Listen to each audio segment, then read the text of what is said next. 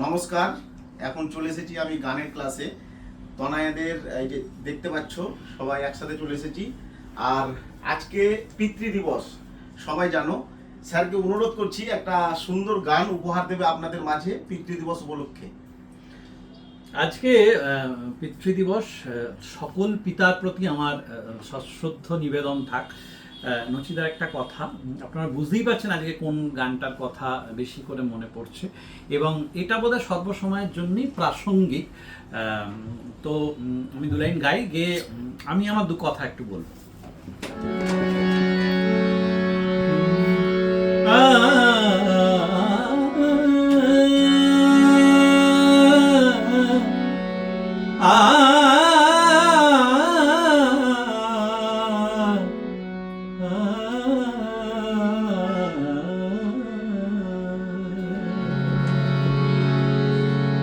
ছেলে আমার মস্ত মানুষ, মস্ত অফিসার, মস্ত ফ্ল্যাটে যায় না দেখায় পার।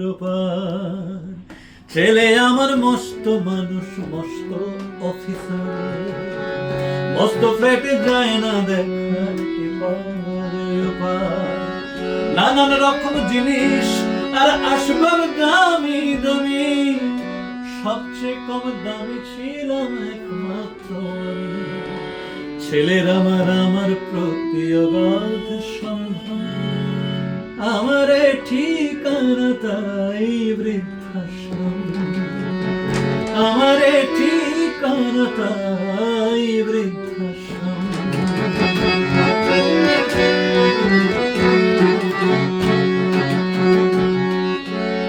আমার ব্যবহারে দেশে আলমারি আর না, ওসব নাকি বেশ পুরনো ফেটে রাখা যায়।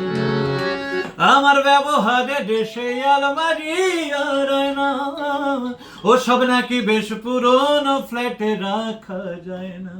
ওর বাবার ছবি ঘড়ি ছড়ে বিদে হলো তাড়াতাড়ি, ছেড়ে দিল কাকে খেলো পোষা বুড়ো ময়না।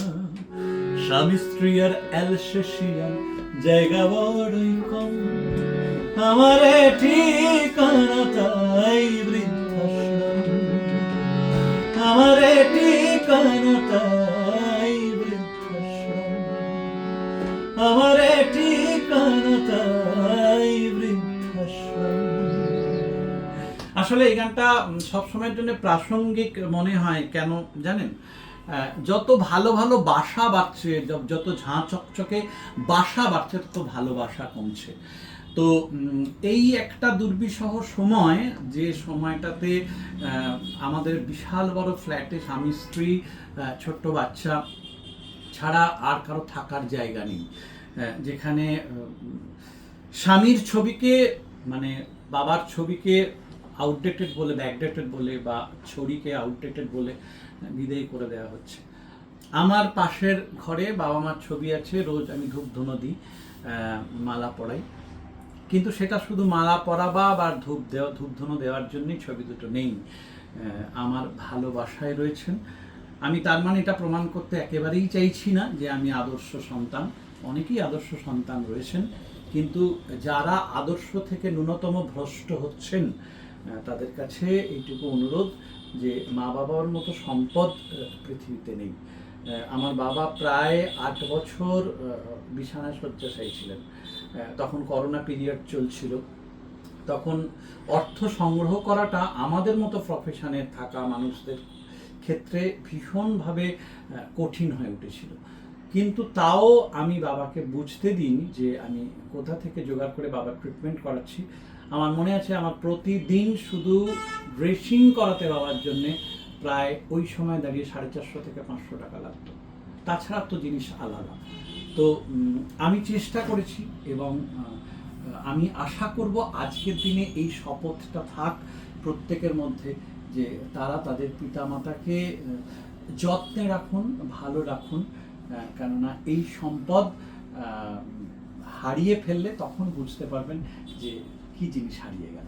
তো আজকে আবারও পিতৃদিবসে সকল পিতার প্রতি আমার শ্রদ্ধা। সত্যি স্যারের এই গানটাতে মানে হার্ট কম্পন দিচ্ছে, এত মানে সামাজিক একটা যে সুন্দর বার্তা এই গানের মাধ্যমে দিলেন। অসংখ্য ধন্যবাদ। আর সবাইকে বলবো, পৃথিবীর প্রত্যেকটা মানুষকে বলবো, মা বাবাকে অবশ্যই ভালোবাসুন। যেখানেই থাকুন না কেন মা বাবার প্রতি অবশ্যই নজর রাখবেন। সকল মা বাবা সুস্থ থাকুক এই কামনা করি আজকের ডেটে। একদম একদম থ্যাংক ইউ। Thank you.